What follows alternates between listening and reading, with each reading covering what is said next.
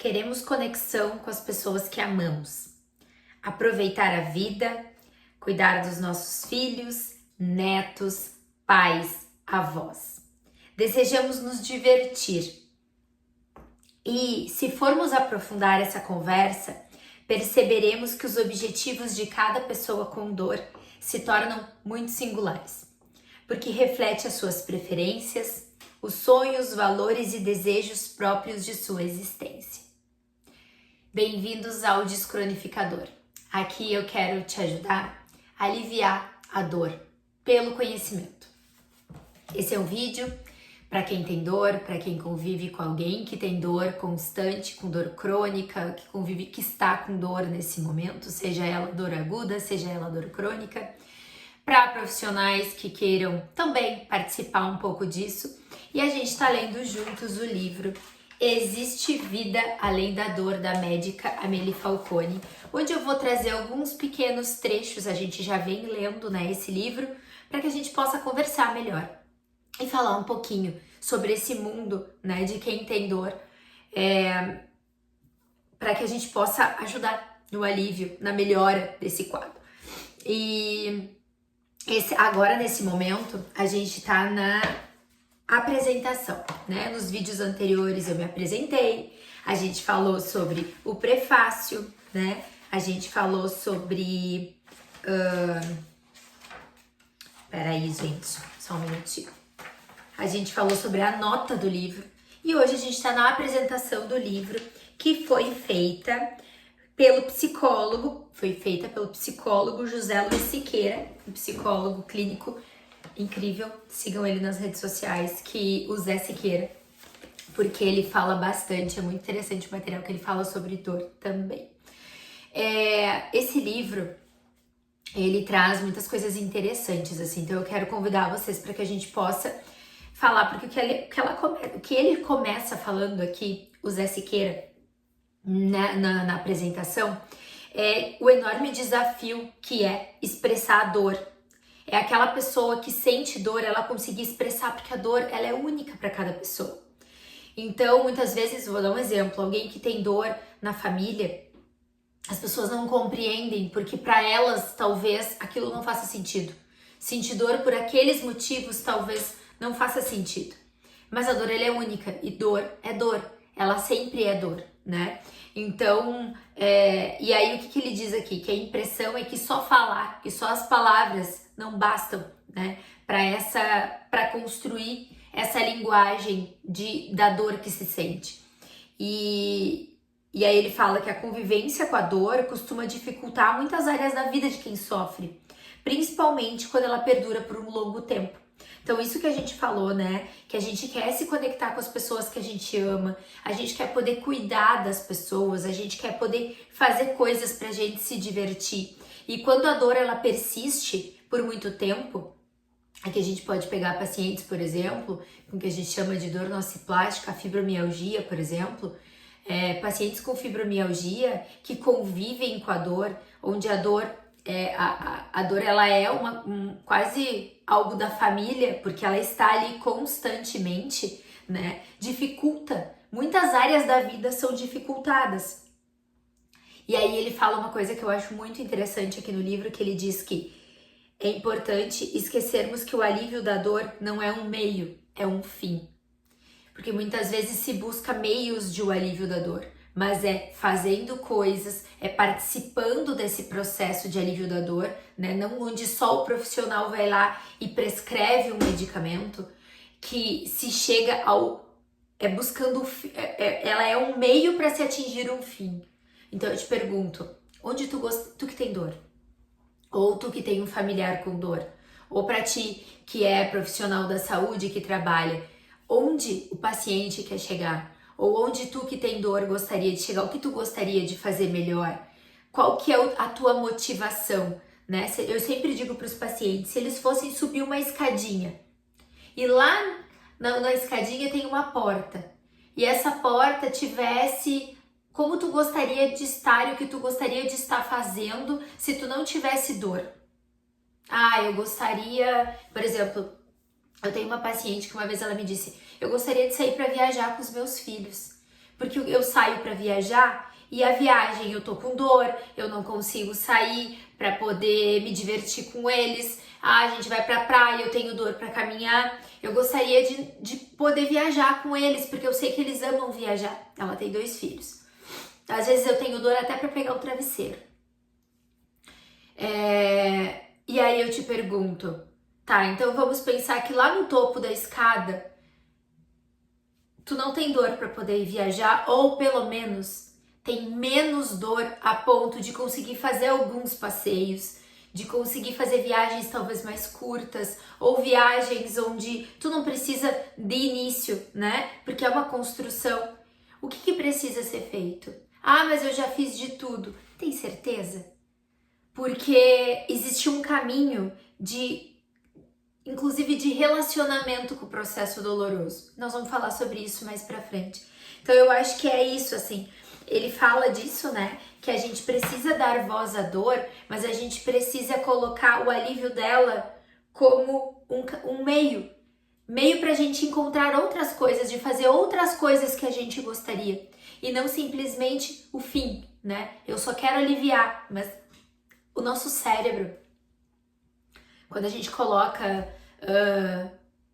algo como um problema, ele encara de uma forma. Quando a gente coloca como um desafio, onde a gente se desafia, a gente ultrapassa as mesmas questões, mas com um pensamento e de uma forma completamente diferente. E eu acho que esse é um ponto interessante quando a gente pensa em dor, né? Se a gente coloca como eu quero aliviar a dor e isso é um problema, pra mim hoje, a gente encara a vida de uma forma. Se a gente coloca isso como um desafio, onde eu quero chegar lá, eu gostaria de realizar, eu gostaria de viajar com a minha família. Eu tô dando um exemplo, pode ter outros, né? Tem pessoas que param de trabalhar, né? Porque a gente sabe, por exemplo, eu trabalho com disfunção temporomandibular e dor orofacial. Dores faciais, muitas vezes, elas são incapacitantes.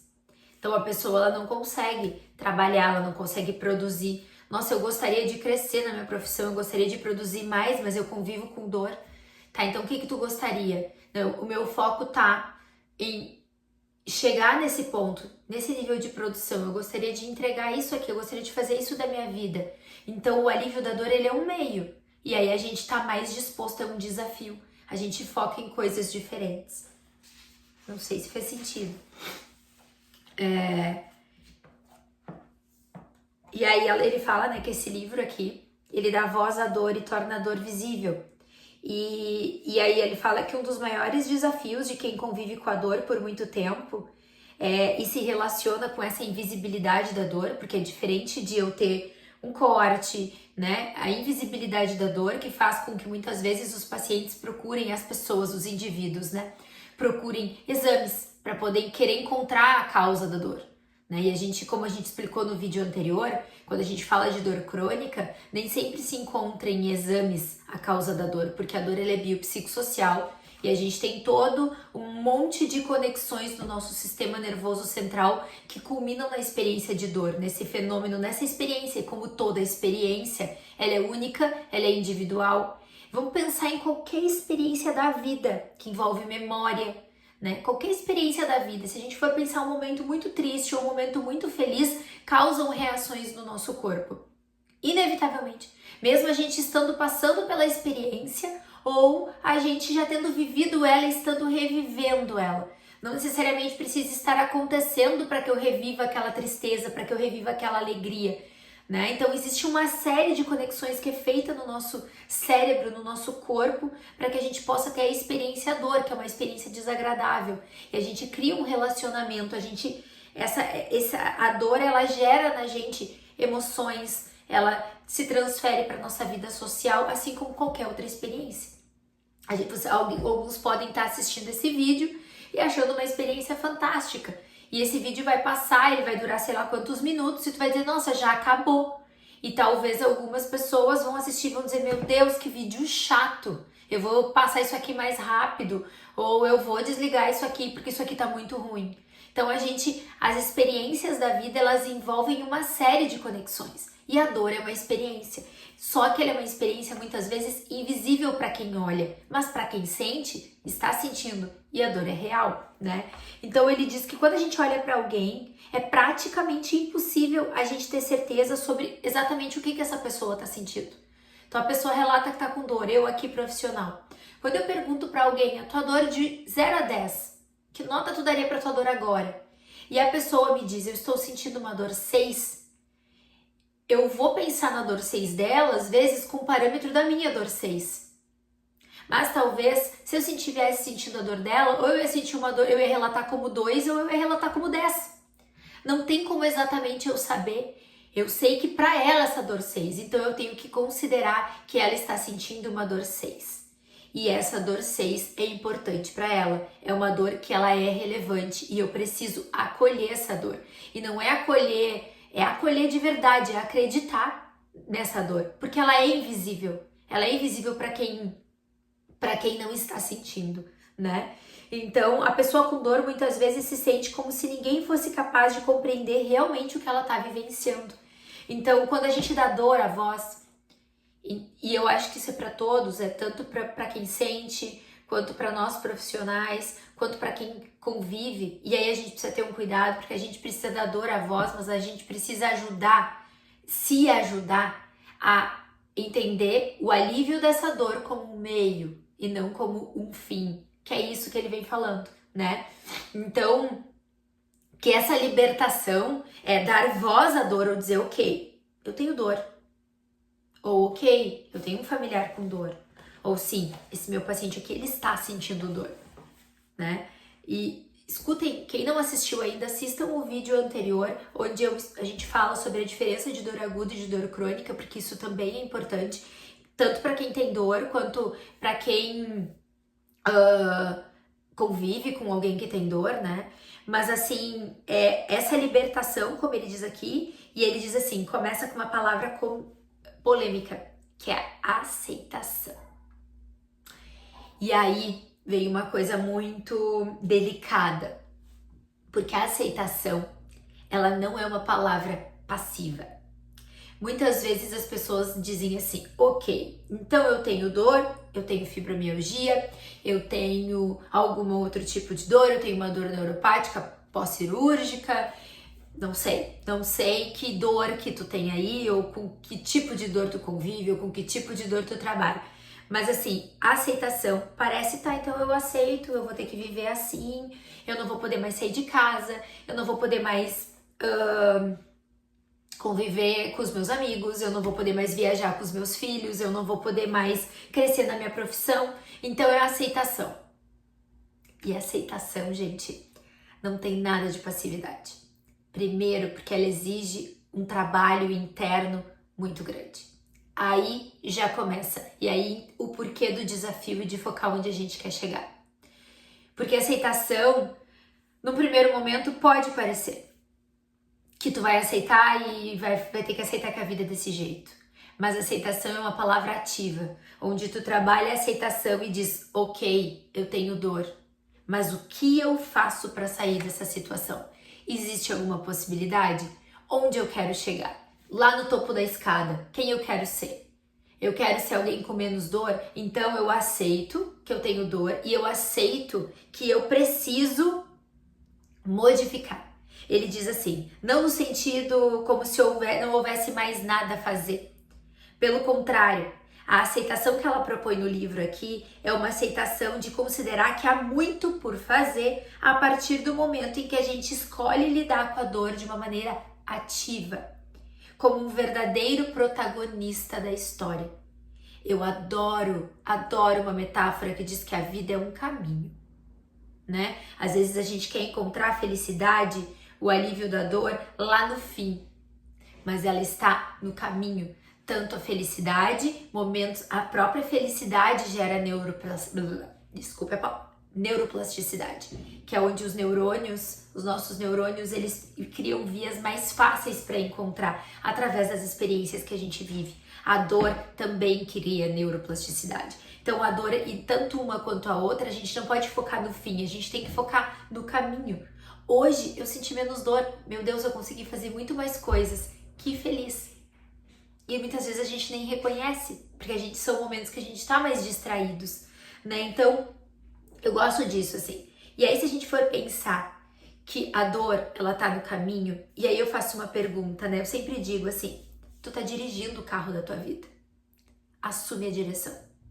Porque muitas vezes a gente coloca a dor no banco do motorista e a gente vai pro banco de carona.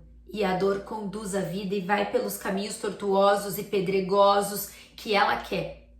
O que a gente pode fazer no primeiro momento? Dizer, passa pro banco de carona, já que eu não consigo me livrar de ti ainda, mas eu assumo a direção.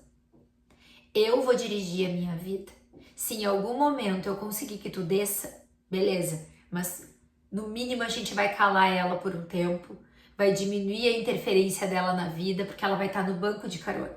Eu gosto muito dessa metáfora, né, porque ela te coloca na direção da tua vida de novo. E isso parte de uma aceitação de que a dor está dentro do carro dirigindo a tua vida.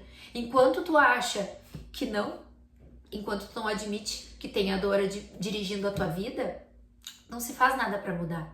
E muitas vezes chegam pessoas aqui que dizem, não, mas eu já fiz isso, mas tu persistiu.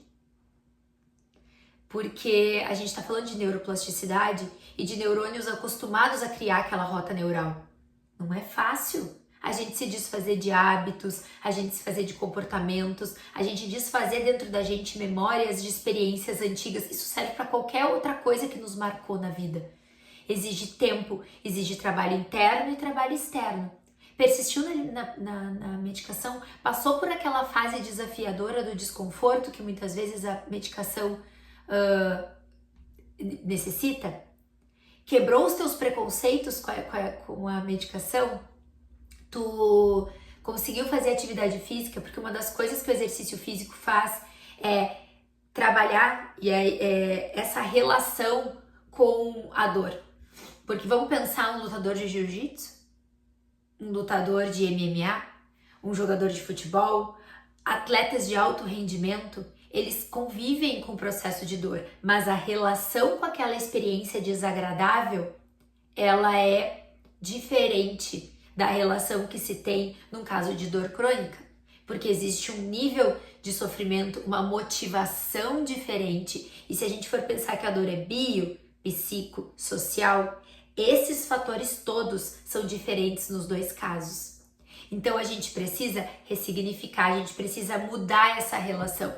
E isso exige persistência, existe trabalho interno, trabalho externo. Que é isso? Eu aceito que eu tenho dor, mas até onde eu consigo ir?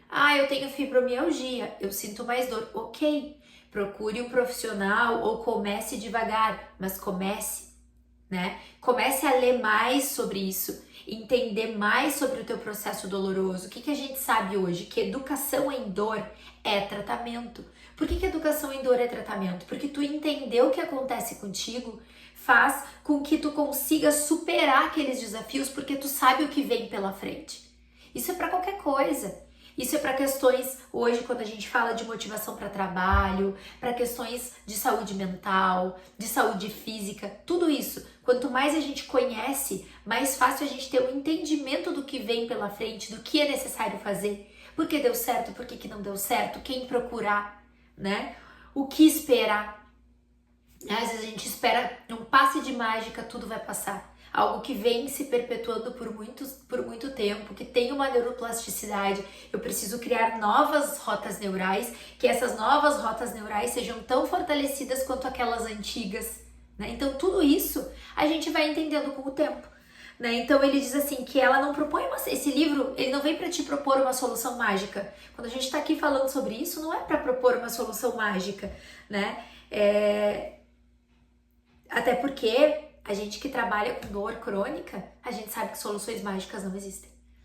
E que muitas vezes os pacientes dizem, então aplica alguma coisinha e injeta alguma coisa para melhorar. A gente precisa ter todo o acolhimento possível de explicar todo esse processo, que não envolve onde o profissional chega e diz, olha, resolve a minha dor, uma dor aguda. O paciente chega com um corte, chega com alguma coisa. O que tu faz? Tu vai lá, resolve o problema, acabou a dor, medica, ponto. No momento em que a gente tem uma dor persistente, que é uma dor que já é familiar e que já tem essas rotas neurais facilitadas, a gente sabe que passe de mágica não existe. Então, a gente precisa cada vez mais conscientizar, porque daí eu digo, né? Uma partezinha depende de mim. Uma parte grande depende de ti, que sente dor. Por quê? Eu não consigo ir para casa contigo e dizer, vamos levantar, vamos caminhar, vamos tomar a medicação certinha, vamos mudar o que eu tô assistindo na TV, vamos começar a assistir coisas que mudem esse estado, né, emocional, vamos tentar focar em outras coisas. Eu não consigo, porque eu tô aqui, eu vou ficar 1 hora às vezes a cada, sei lá, 15 dias com o paciente, né? Eu preciso encaminhar para outros profissionais, mas e aí, esse paciente ele consegue fazer isso em vários sentidos, né? O que ele consegue fazer por ele? Então, tudo isso, né, parte da própria pessoa.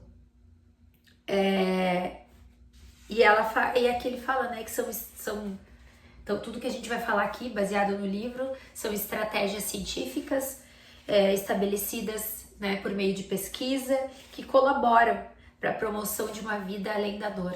E essas estratégias, elas envolvem cuidados com a alimentação. É o que eu disse, né? Como é que um profissional vai para casa? Por mais... E aí entra da gente orientar também. Se tu que tá assistindo aqui é profissional da saúde, né? Se a gente é profissional da saúde, mas eu sou dentista. Alimentação é importante. Importante por N motivos. Até porque a dor faz parte do consultório de praticamente todos os profissionais da saúde. E aí muitas vezes o paciente tem dor crônica e a gente acaba atendendo como um paciente com dor aguda. E aí as soluções mágicas não existem. E são aqueles pacientes que persistem, né? Então, a alimentação, o sono. Gente, o que eu tenho visto de material de sono, a gente tá vivendo uma geração que não dá importância ao dormir. Eu sempre digo assim, na minha época de infância, mesmo que eu quisesse ficar assistindo TV até as 4 da manhã, não tinha como. Nessas horas a gente vê que tá ficando mais velho, né? Não tinha como. Hoje tu vira uma noite assistindo TV. E no outro dia tem o celular, né? Que a própria luz do celular faz com que a gente demore muito para aprofundar o nosso sono. Então, eu dormi 5 horas, será? Eu dormi 6 horas, será? Se tu ficou no celular até as 11 horas da noite, provavelmente tu foi dormir de verdade 2 horas depois, por exemplo, e aí logo em seguida tu teve que levantar. Então tu acorda com uma sensação de cansaço. Então pensa um paciente com dor crônica, onde hoje, até essa semana eu tava vendo um artigo que fala que a relação da dor e do sono, ela é diretamente proporcional. Só que dormir mal tem uma relação maior ainda com quem tem dor do que quem tem dor dormir mal. Então o paciente que tem dor crônica, ele precisa ser ainda mais atento com a sua higiene do sono. Levantar de manhã, abrir a janela, se expor à luz, cuidar do que ele se alimenta, cuidar do que ele faz para que ele possa melhorar o máximo que ele conseguir. É aquela história, né? Tem pessoas, por exemplo, tanto alimentação quanto sono aqui, tem pessoas que têm facilidade, por exemplo, para emagrecer. Porque elas já têm um metabolismo, ou aquelas pessoas que têm dificuldade de engordar. Então a gente traz na nossa carga genética alguns fatores que nos ajudam, alguns fatores que não ajudam tanto assim. E aí, se a gente for parar para pensar, se eu sou uma pessoa que eu tenho facilidade de engordar, eu não tenho que cuidar mais da minha alimentação? Tenho. Muito mais do que aquela pessoa que tem um biotipo familiar, genético, magro. A mesma coisa acontece com o sono. Se eu tenho mais dificuldade, os meus cuidados no meu dia para que eu possa preparar o sono da noite, porque o sono ele não é uma coisa de reserva, ele é hábito. Se eu, por exemplo, eu procuro fazer a higiene do sono. Se eu saio de férias e durante 10 dias, 15 dias eu durmo tarde, não pensem que quando eu volto de férias eu consigo dormir às 9h30 da noite, como geralmente eu faço, 9h30, 10 horas. Eu preciso, de novo, fazer todo um trabalho, inclusive, desligar tudo, largar celular, que nem a gente faz, deita e fica esperando o sono vir. Vai fazer uma leitura, porque às vezes a leitura estimula a gente a dar aquele soninho, às vezes uma leitura mais paradinha. Existem estratégias que a gente pode fazer. Então, a gente vai falar mais pra frente sobre isso, mas a gente acha às vezes que é num passe de mágica eu vou começar a dormir melhor, num passe de mágica a medicação vai fazer efeito. E não é desse jeito. Descanso. aspectos emocionais, cognitivos, muitas vezes ajuda do psicólogo, porque eu sempre falo também para os pacientes, né? Ah, mas psicólogo, gente, dor gera sofrimento. Quem convive com dor sofre com a dor. E se muitas vezes não existe uma compreensão familiar, porque assim como não é fácil para quem sente dor entender, imagina para quem está junto, para quem convive. Então, ter alguém com quem conversar é importante. Ah, mas eu não tenho condições financeiras de fazer tudo isso que precisa. O que eu posso fazer com o que eu tenho aqui? Eu consigo pegar o meu celular? Opa, trancou aqui um pouquinho. Eu consigo pegar o meu celular e assistir vídeos, por exemplo, não antes de dormir, mas sei lá, durante o dia, assistir vídeos que me motivem, assistir vídeos que me ajudem? Ótimo, é o que eu consigo fazer. Eu já estou fazendo algo. Vídeos sobre emoções, né? Eu consigo achar vídeos que me tragam noções do que eu tô sentindo? Pode ajudar. Hábitos de vida, e aí envolve muitas coisas, né? Então, assim, eu acho que um pouco ele escreve uma frase aqui que eu acho que descreve um pouco do meu objetivo para esses vídeos, que é: eu te ouço, apesar de eu não estar te ouvindo aqui, né? Tu pode deixar teus comentários, porque a gente ouvir, mesmo que eu não consiga te escutar, eu escuto muitas pessoas aqui que sentem dor. Então, eu te ouço, eu te compreendo. Sei que viver com dor gera sofrimento. Sei que talvez tu tenha passado por muitos médicos, por muitos profissionais, por muitos dentistas, fisioterapeutas, sabe lá por onde. E na busca desse alívio de dor. Então, eu te compreendo a tua caminhada. E eu tô aqui contigo, no sentido de eu quero te ajudar. E talvez a ajuda seja justamente fazer com que tu compreenda, com que tu ouça o teu próprio corpo, mas que tu entenda também que é preciso criar novas motivações, que é preciso ultrapassar limiares, para que a gente possa, a partir dessa aceitação ativa, a gente resgatar o protagonismo, como ele diz aqui, né? E promover o cuidado de uma maneira atenta e consciente, levando em consideração as nossas necessidades e objetivos de vida. Então, quais são as tuas necessidades? Quais são os teus objetivos de vida? A partir de uma aceitação de que se vive com dor, mas que o alívio dela é o meio, não é o fim, onde tu quer chegar?